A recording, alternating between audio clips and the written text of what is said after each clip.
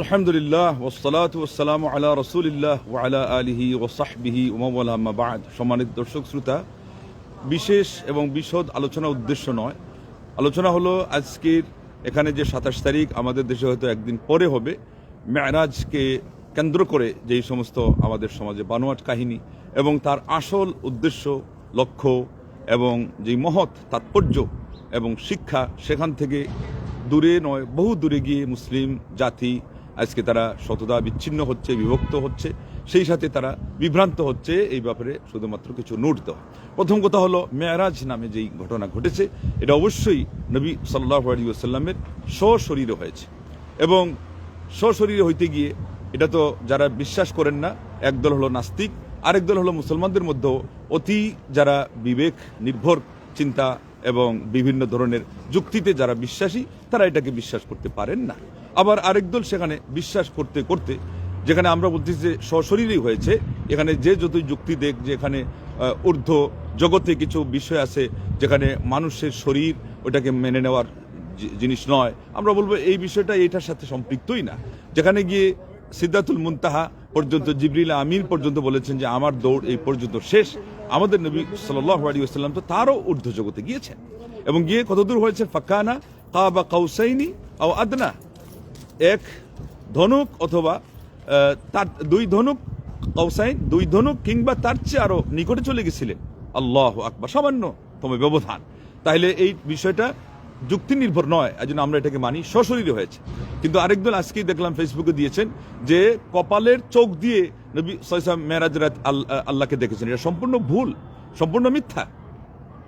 বুখারী শরীফের হাদিস, মা আয়েশা রাদিয়াল্লাহু তাআলা আনহা বলেছেন যে ব্যক্তি বলবে যে আল্লাহ রাব্বুল আলামিন তার নবী সাল্লাল্লাহু আলাইহি ওয়াসাল্লামকে চর্মচক্ষে দেখেছেন, ফাকাদ আযমা আলাল্লাহিল ফিরিয়া, সে মহান রব্বুল আলামিনের উপরে মহা মিথ্যারোপ করলো, অপবাদ সে রটালো।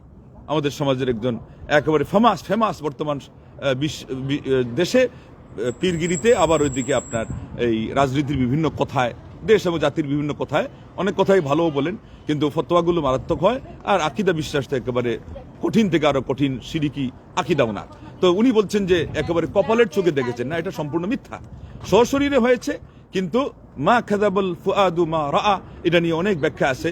মোট কথা আল্লাহর সাথে সম্পৃক্ত যেটা, এটা হলো অন্তর চোখে, সশরীরে নয়। তাই স্বপ্নে যেটা দেখেছেন, মেরাজে যেটা দেখেছেন, এটা হলো সম্পূর্ণ অন্তর চোখে। আর পরকালে উনিও দেখবেন, আমরাও দেখব চর্ম চোখে, যেটা বলা হচ্ছে যে কপালের চোখ। আল্লাহু আকবার। সেখানে আপনার কোনো ধরনের আফসা অনুভব করা হবে না। পূর্ণিমা রাতের চাঁদকে আমরা যেভাবে দেখি, মহান রব্বুল আলামিনকে আমাদের নবী সাল্লাল্লাহু আলাইহি ওয়াসাল্লাম তো দেখবেনই, তিনি সবচেয়ে কাছের থেকে দেখবেন, যেহেতু যার মর্যাদা যত উচ্চে সে তত বেশি আল্লাহ রাব্বুল আলামিনকে ওই পরিমাণ উঁচু আসন থেকেই দেখতে পাবে। তো এখানে এটা একটা মিথ্যা কথা, এটা সম্পূর্ণভাবে মিথ্যা। আর ইমাম ইবনে হাজার আসকালানী রাহিমাহুল্লাহ বলেছেন তার ফাতহুল বারীতে যে 10-এর ঊর্ধ্বে মত আছে যে কোন মাসে মেরাজটা হয়েছে। তাইলে মাসের সংখ্যাই তো 12, 10-এর ঊর্ধ্বে গেলেই তো 1 লাফে 11 আর 12, তো যতটা মাস প্রায় ততটা কথা। কোন মাসে আপনি ধরবেন? 12টা মাস আপনি হিসাব করলে যদি এমন হয়, তা আপনি 1 মাস কেমনে ঠিক করলেন? আবার তারিখ ঠিক করে ফেলেছেন যে শেষ সপ্তাহের 27 তারিখ, এটা সম্পূর্ণ মিথ্যা। সেখান থেকে বাংলাতে আবার সেটা গদ বানানো হয়েছে যে 50 বছর 7 মাস উমর হইতে মেরাজতে গেলেন নবী আল্লাহর হুকুমেতে। কিভাবে হলো এটা? আলিমরা ঠিক করতে পারছেন না শেষ পর্যন্ত সন কোনটা এবং মাস কোনটা, কোনোটাই ঠিক নাই। আল্লাহু আকবার। রমজানের আগে না রমজানের পরে না রমজানেই, সব কথাই আসছে। এরই অর্থ হলে শেষ পর্যন্ত যেহেতু কোনো মাস নির্ধারণ হয় নাই, আমরা সেটা বলবো না।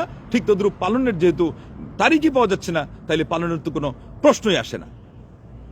আমাদের সমাজ আরেকটা বানিয়ে দেওয়া হয়েছে যে স্বামী স্ত্রীর মধ্যে কথা কাটাকাটি হচ্ছে, তো এটা যেন মানা হয়, সেই জন্য স্বামী স্ত্রী দুইজন আছেন, একজন মাছ করতেছে, স্বামী এদিকে হঠাৎ করে হারিয়ে গেলেন, এবং এরপরে গিয়ে উনি নদীতে ডুব দিয়ে 10 বছর বিয়ে শাদী করে সংসার করে 9 সন্তানের পিতা হয়ে এসে দেখলেন যে স্ত্রী এখন পর্যন্ত মাছ করতেছে।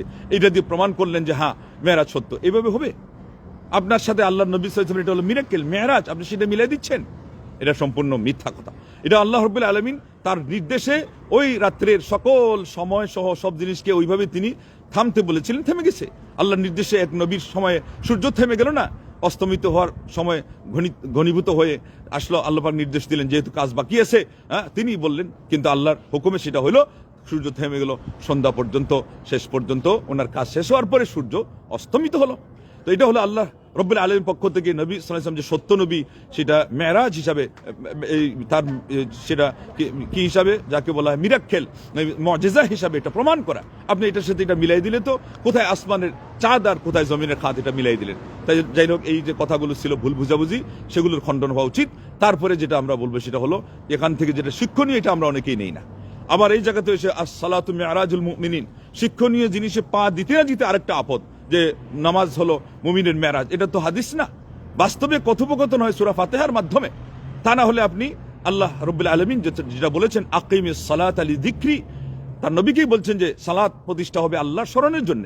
আমাদের নবী সাল্লাল্লাহু আলাইহি ওয়াসাল্লাম বলেছেন ইন্নাল আবদা ইযা কামা ইউসাল্লি ফাইন্নাহু ইউনাজি রাব্বাহ, বান্দা যখন সালাতে দাঁড়ায় আল্লাহর সাথে সংলাপে সে লিপ্ত হয়। আল্লাহু আকবার। আপনি এগুলো বলবেন, সালাতে মনোযোগী কিভাবে হওয়া যায় এবং ফজিলত কি। কাদ আফলাহাল মুমিনুন আল্লাযীনা হুম ফি সালাতিহিম খাশিউন, ওই সমস্ত মুমিনরা সফল হয়ে গেছে যারা তাদের নামাজে বিনয়ী, বরং এখানে হলো মনোযোগী, অন্তরকে কাঁপিয়ে বিনয় এনে এবং কান্না কান্না ভাব নিয়ে এসে। হাদিসে আসছে আল্লাহ নবী সাল্লাল্লাহু আলাইহি ওয়াসাল্লাম চাপা কান্না হতো, আল্লাহু আকবার, কা সৌতিল মিরজালি মিনাল বুকা কা সৌতির রাহা। এইভাবে করে আপনি নবী সাল্লাল্লাহু আলাইহি ওয়াসাল্লামের সালাত পড়ার চেষ্টা করেন। এবং তিনি যে সালাতটা নিয়ে আসছেন সেখান থেকে হাদিয়া, সকল ইবাদত প্রবর্তন হলো জমিনে, আর এইটাই একটাই ইবাদত যেটা প্রবর্তন হলো আসমানে, এটার মর্যাদা বোঝানোর জন্য।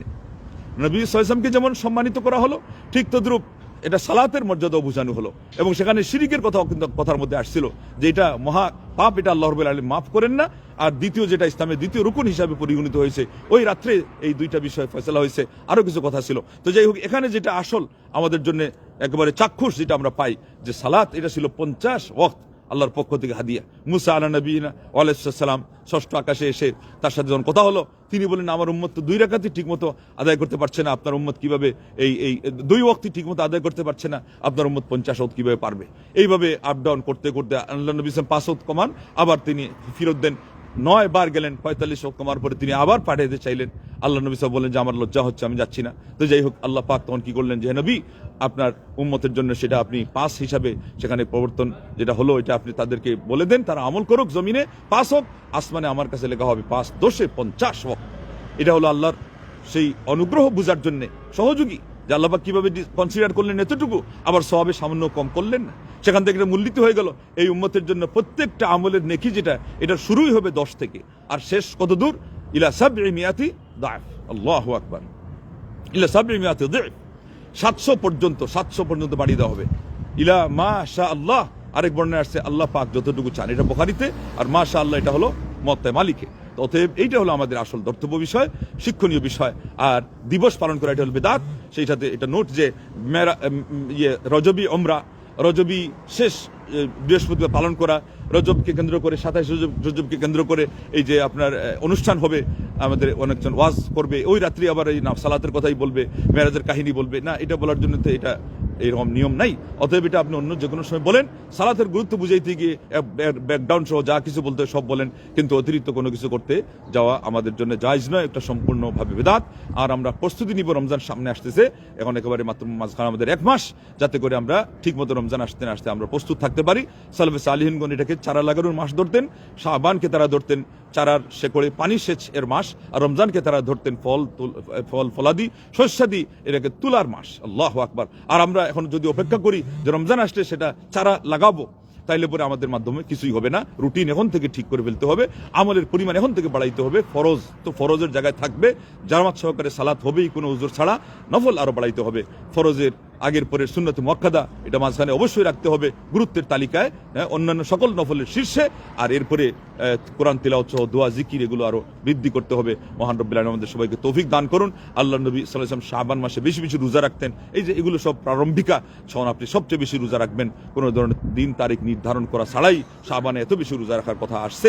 এরপরে সোমবার, বৃহস্পতিবার সাপ্তাহিক রোজা, মাসে 13, 14, 15 তারিখ আমরা এগুলোর জন্য পালন করি। মহান রব্বুল আলামিন আমাদের তৌফিক দান করেন এবং আমাদের দেশ এবং জাতিকে আল্লাহ রাব্বুল আলামিন ভালো কিছু করার তৌফিক দেন, দেশ এবং জাতিকে ভালো কিছুর দিকে অগ্রসর হওয়ার তৌফিক দেন, সব ধরনের অনিষ্ট থেকে মন্দ থেকে আল্লাহ হেফাজত করেন। আমিন। ওয়া আখিরু দাওয়ানা আনিল হামদুলিল্লাহি রাব্বিল আলামিন।